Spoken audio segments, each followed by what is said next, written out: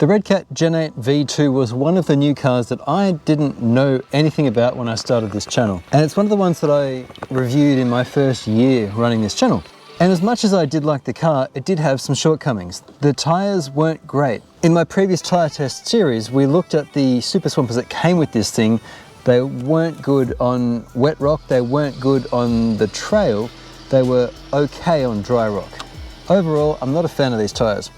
The steering servo was also quite weak, which is typical for the Redcat of previous time. And the motor really had some trouble. We had some real issues with the drag brake, even with it turned right up. So we ended up having to swap the motor. I do like this car. We've added some weight, some brass to the axle since then. And the Redcat Gen8 V2 is an acceptably good machine. However, it was lacking. It's still not my choice to take on the trails because between crawling obstacles that you get to, it's just a little bit underwhelming. Unless you stick a big brushless system in it, like the Axe edition that they released, which is really what this thing needs. It's either going to be too slow on the trails, but okay for crawling, or acceptably fast on the trails, and then frustratingly underwhelming for crawling. Again, unless you spend the money to really give it a nice upgrade, like one of the FOC systems from Hobbywing. So the Gen8 V2 was certainly better than the Gen 7. But finally, we in Australia have access to the Gen 9. Let me show you all about this car. I've actually already had a look at it because I've written an article already on RC-TNT.com. You can see there. That tells you all about it in detail. So here's what you get in the box. For a start, they've changed from the older FlySky AFHDS protocol to what is becoming ubiquitous, the Dumbo RC. This is a 5-channel radio, believe it or not. I've actually pulled the receiver out, and this thing does have 5 channels. 1, 2, 3 for your 2-speed, 4 which is available, and then if you lift the lid, there's a dial for 5th speed. For the 5th channel. There are no trim or reverse settings for the 5th channel, but it is a dial, so that's nice. This is also the version of the Dumbo RC X, I think it's an X6. It must have different firmware. I'm pretty sure this is actually a 6-channel receiver, but the sticker doesn't give any indication of that. Sometimes they'll mess with the firmware and you won't be able to bind this to other Dumbo RC radios. I haven't tried, but this is the one that also has the light plugs as well for LEDs for the front and rear. We'll get to that in the body in a minute. But this is a wonderful receiver to get, and I really need to check. I'll put a comment below once I test. If I combine this to one of the other Dumbo RC receivers, you will have a handy multiple use radio. Look, it is all plastic, but it's comfortable. If you're not familiar with the Dumbo RC radio, we've covered it in many other videos, but it's comfortable enough in the hand. Yes, it's plastic, but it's fairly resilient. You can bind an unlimited number of receivers to it because it doesn't actually have a memory. All it does is it has analog settings, including dip switches for reversing channels 1 to 4, your standard trim and whatnot. There's no expo, no other mixing or anything like that. It's just a basic analog digital radio, but it's absolutely durable, and the range is quite good. As long as the last 2/3 of the antenna are straight, you'll get good range out of this. 4 AA's, that's enough said. Good system, and with light plugs, that's a winner. So that's your radio. Now I've pulled that out because I've also been playing with the Radiolink RC8X. More on that in another video soon, but you might have seen my community post recently where I stuck a little FPV camera in the front of this actual car, and you could see the video feed on the screen while you drive. We'll do a whole video on this radio. You might have seen it popping up on various channels. That's because Radiolink have sent these out to a few people. But I've been making full use of its features, and it is a full featured system, including it's running a LiPo in the bottom. I like that. You don't get that with this car though, but what you do get is absolutely adequate. Also in the box is a very generous sticker sheet. I've already taken good advantage of it. There aren't a lot of international harvester vehicles in Australia. I think I've maybe seen one in my life ever. I just put whatever stickers I wanted to on the body. I think in hindsight I would have used white up there, or the Redcat, the big white Redcat sticker there. That's okay. It actually looks quite good like that. It didn't come with any of the stickers applied, so you have the flexibility. I even messed up with this front thing. There are some air bubbles and it even ripped in half. I had to cut off some of the extra white just to make it continuous, but you can't really tell unless you look closely. Sticker sheet's a win. It's pre-cut. I didn't have to run a blade along any of it, so that's nice. Now, one thing I understand, if you don't know, I have said this in the past, I go out of my way to not learn about cars until I get them in my hand, and then I can make all my own judgments. So what you get is my observations, and the idea is that I'm not biased by other people's opinions. I have read, I didn't go looking for this information, but I have read that some people have been complaining about plastics being snapped. I think RC Driver Online, I saw on Instagram, one of his mirrors was snapped off in the box. It does come with a spare set of mirrors, door handles and windscreen wipers. And you also have different body mounts to mount a more traditional body. And when I say more traditional, that'll make sense. If you haven't met this car before, you'll soon see. It's a hinge system, it's quite cool. As well as the manual, which is actually really quite basic, you do also get just a basic instruction sheet for the Hobbywing WP1040 ESC that comes with the car.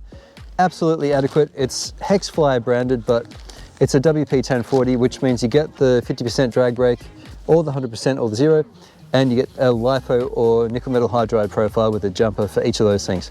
Absolutely adequate. So the inclusions are good. The only thing I would have liked to see is exploded parts in the manual.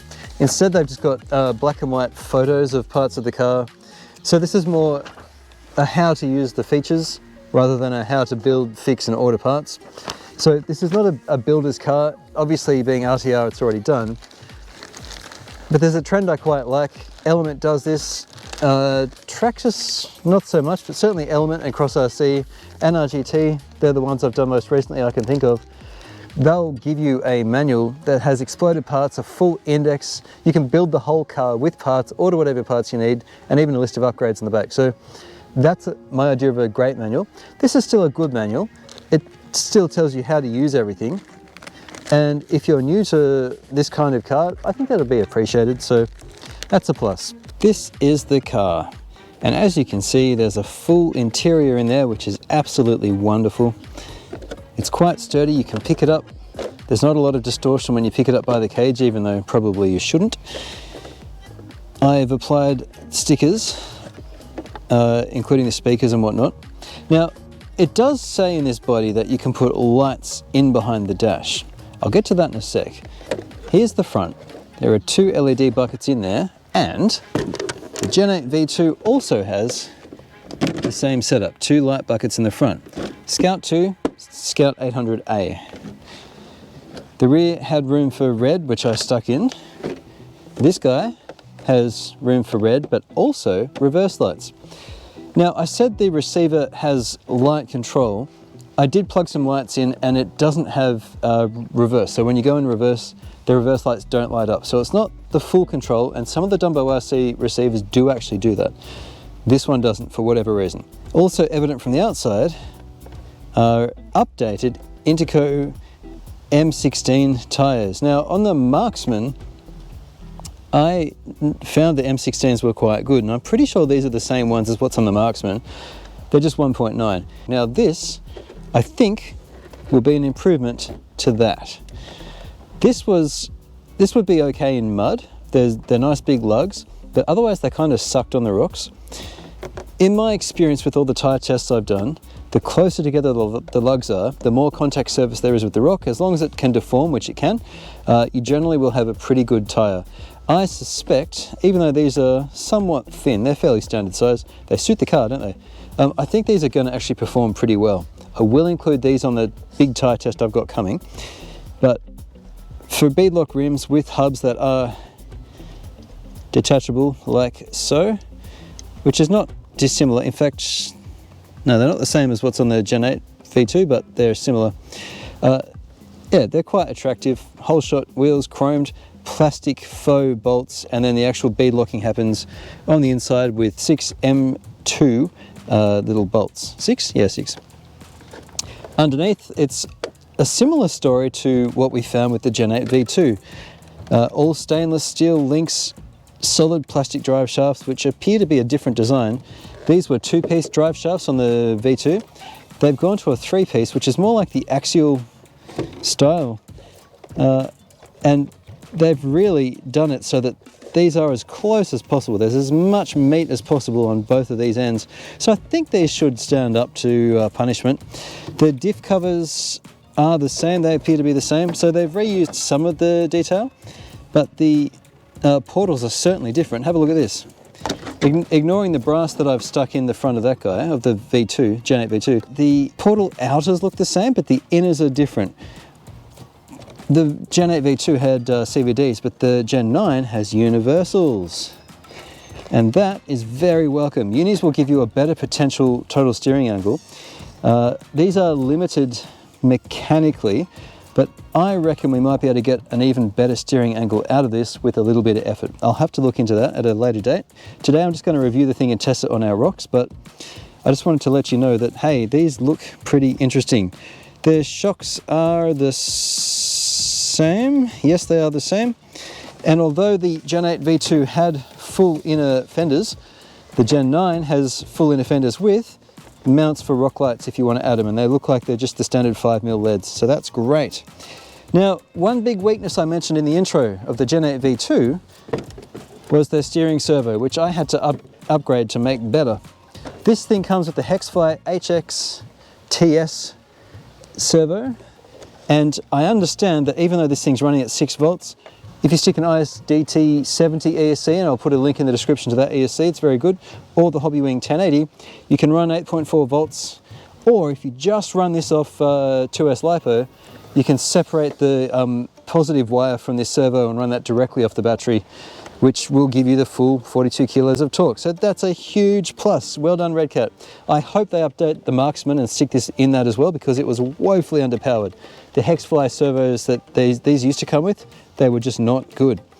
You'll see a different slider design as well, but for both the body sits inside, the sideboards are the same from underneath, and your center, your skid, is the same flat through flowing design. So there's a lot that's similar, but I would suggest that the stuff that's similar is actually the good stuff. They kept the good stuff and they updated the stuff that needed work. So far, so good. We'll put the Gen 8 down. Let's have a look under the body, and here's how we do that. There are 2 little tabs here, and you just bring them around to the front. There are little O-rings underneath to keep that sitting still, and this is how it opens. Like that. And then it lifts out. See these little bars here and these little hooks? Now, you may not have noticed this because I didn't show you, but when it's on, it's kind of obvious that they're there, but unless you're looking for it, it kind of suits the rugged utility of this body design. Like, it doesn't really stand out, and I think it actually works all right. So it's like a tailgate that might hinge down anyway, so I think that actually works. You don't have to let it fall out, it can just sit there, but I'm pretty sure unless you support it, she's coming out. So that's the inside of the body. I go over this more in detail in my article that I've put up on my website, RC-TNT.com, but that's the body. It's quite nice. Now, I did mention that you could put LEDs in the dash. Getting to that dash, I had to go the other day. I wasn't actually sure where to even start, honestly. Like, you have to really bend this thing apart to get to it. I see screws there, 1, 2, 3, 4, and I suspect if you undo those 4 screws, or maybe 5, 6, then you'll be able to pull this shell out of the body, and then you'll be able to get to it. So that's a bit of an effort. Just to start out though, it does come with plastics in the box. You can stick your double headlights in here, and your tail lights and your reverse lights there. Everything's waterproof in here, but except for one thing, and that is this box. It's just a holder. You can't even really afford water that's going to go above that, because water will get in there. We have I think the same 550 can that came in the Gen8 V2. Hopefully the one I had was a dud because it wasn't good, and this one is fine. We're going to find out today. We're going to run this on 3S is what I've got today, but I think you'd be fine to run on 2S, honestly. Just be aware that because this is a 2-speed transmission, if you do replace this and volt up to get that steering, you're going to need to maybe use a BEC. The best way to do it will be to actually run a BEC separately, battery eliminator circuit, a separate device, so that that can stay at 6 volts, which this puts out. That's probably the best upgrade to do, honestly. Just a little BEC that'll give you more steering. I'll put a link in the description, just an Amazon link, I suppose, and maybe one from Asia Tees as well. So you can run this on 3S at 8.4 volts. If you're only going to run 2S, that's the 8.4 volt battery, you can pull this apart, separate. What you do is you separate the positive wire there, just the positive wire. So you pull that out, and then make a little adapter so that it comes off the positive wire here, and then you'll have 8.4 volts as long as you only run 2S. Don't run 3S if you do that. So you heard 1, 2, 3, that means it's a 3-cell battery. Sometimes you hear dit, dit, dit, that's 2 cells, so it tells you how many cells, and that beeping comes from the motor. Now when I stuck a new radio in, just like if you ever do, you need to set the endpoint of the radio, which of each channel, so that you say how far the throw of the servo goes.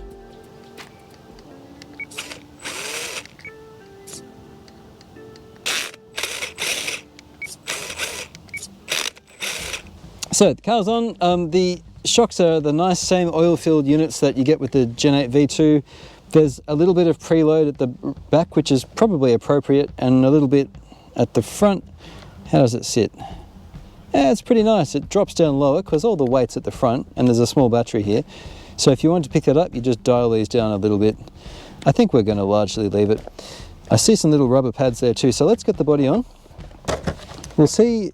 I might just stick a GPS on this real quick, and we'll see how fast it goes on 3S. Okay, speed tests. 3S.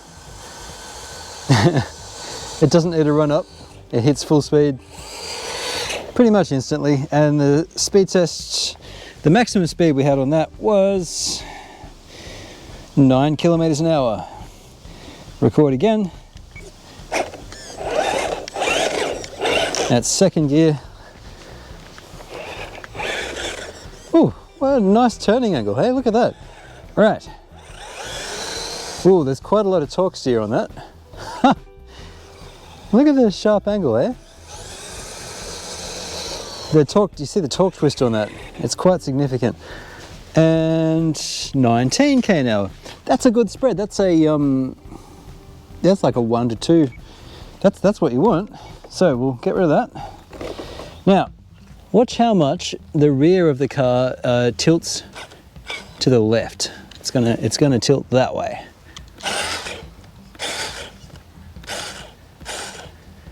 So, seeing how pronounced that is now, that tells you just how severe this would have been without portals. Because that tilting to the left is because the drive shaft is spinning that way. So it makes the car go like it's like a counter to that. If we didn't have portals here, it would be so pronounced as to be nearly undrivable. So what we're going to do, even though we're not really driving this fast, is I'm just going to wind the preload down on the rear right a few, like maybe 2.5 turns. Preload does two things. One, it primarily actually changes your body height, but secondly, because it's already pushing up, it has the effect of returning that side back to its height more easily. You'll see that the car, it doesn't actually come all the way back from, well, it comes all the way back from that side. So actually, we need more preload on the front and rear on the left, because it's actually not returning, which is not what you want. So I've now got the preload about 50% of the way down at the back and 2/3 of the way down at the front. Let's see. It still returns slowly, but I think that's probably better. You'll see it actually sits high now on the left, but when you're driving it, yeah, it's not ideal. Okay, if you could unlock the diffs, it would be better. But, you know, for a fully locked car, any axles that are locked, they're not going to want to turn really well anyway. There's just, it requires the tyres to slip on the ground a lot. Are we in? Yeah. It's going to be even worse. Look, for a body with an interior, it's actually quite stable. Let's look at this from a side profile. Maybe going downhill a bit more obvious. No, we did roll. Oh well. I would say just have a judicious finger, just come in slowly when you're driving it, especially in second. If you've got a steer, you just come off the, well, not all the way, but you come off the throttle a bit and it'll turn without rolling. But if you turn at speed, being locked or even unlocked probably, you're in for a bad time. Right, let's get it onto the rocks and see how it crawls. Well, this video has become quite long, so we're going to stop on the review point here, and in a couple of days we're going to come back with the 6 problem course and we're going to see just how it goes there. Thank you for watching. Throw me a like and I'll catch you again really soon for part 2 of the Redcat Gen 9 review. Thank you for watching.